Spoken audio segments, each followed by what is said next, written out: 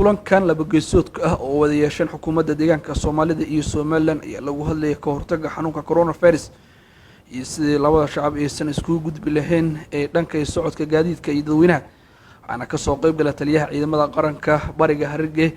Itoobiya General Zawde Balay waxaana welinayay General Maxamed Axmed Maxmuud oo ah madaxa ciidamada xoogga gaarka ee dowladda Soomaalida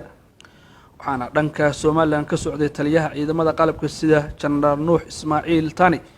kulankan ayaa sidoo kale waxa ka soo qayb galay wasiirka caafimaadka deegaanka Soomaalida saraakiisha ka hadlay kulankan waxa kamid ahaa taliyaha ugu sareeya ciidamada qalabka sida ee Somaliland General Nuux Ismaaciil Tani waxa uu carabaabay inaysan kafaalo qaadi karin qarash ahaan nolosha dadka soo jeeda Itoobiya ee shaqooyinka maalinlaha ka soo saarta gudaha Somaliland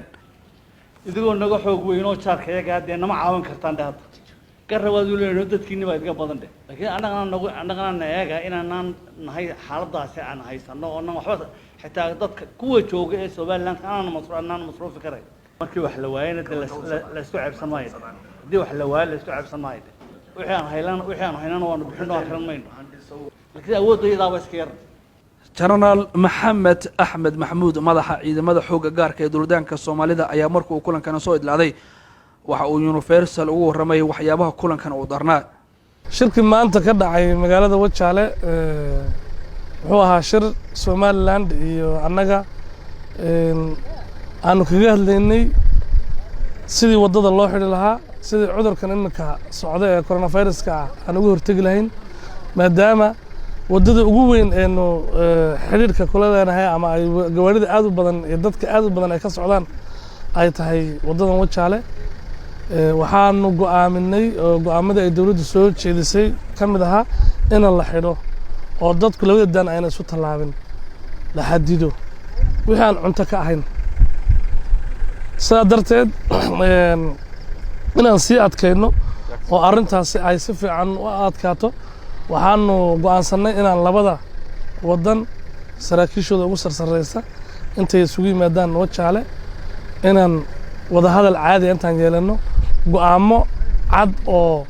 sidii dadkuna isugu gudbeynin ee u adkayn lahayn wadada xiritaankeeda labada dhinacba wada arrintaas aan kaga wada hadlaynay hay'adaha amnigu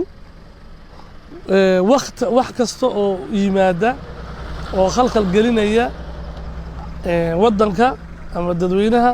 difaac buu yahay waa wuxuu 40 saac u taagan yahay ciidanku tan dadkan kadib imika isu gudbaya hal ruux oo cudur qaba intaas soo ruuxbu iyo markaliya talaali kara Engineer Mukhtar Abiy Duqa magaalada Wajaale ayaa sheegay inay hor u diyaar garoobeen sidii labada shacab aysan isku gudbi lahayn ka hor inta uu soo bixin xaaladda degdega ah ee lagu soo rogay Itoobiya iyo Somaliland dhibaato badan baa kulli nala soo darastay laakiin si wada jira ayaan ula tashanay labada daamoodba anagoo qiimeynayna maaragtay xaaladaha kulba soo kordha xagga cuntada iyo isku socodka kale dadkii waa la joojiyay culayska laakiin badan ee na haysta waxa weeye waa dadka ka imanaya dhinaca Somaliland oo runtii anagu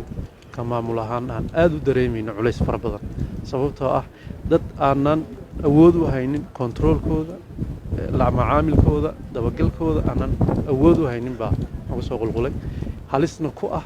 14 cisho iyadoo la jeegarayn oo la hubin magaalada iska dhex mushaaxaya controlkooda runtii culays badan buu nagu keenay taa markaan anagu ka duulayno waxaan sameynay markasta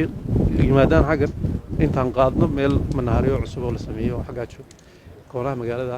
inaan geeyno xagaa lagu hayo cidii ay khusayso markaan la xiriir in ka badan 300 oo qof ayaa maalin kasta ka yimaada dowlad goboleedka Puntland kuwaas oo la soo raafin balse ay awoodi waayeen inay ka gudbaan badda u dhaxaysa Soomaaliya iyo Yemen halka labada shacab ee dowladda Soomaalida iyo Somaliland markii la xiray laamaha socdaalka waxay si sharci darro ah ugu gudbaan soodinta Itoobiya iyo Somaliland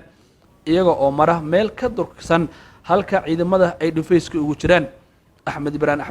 Axmed Najashi Universal TV Wajaale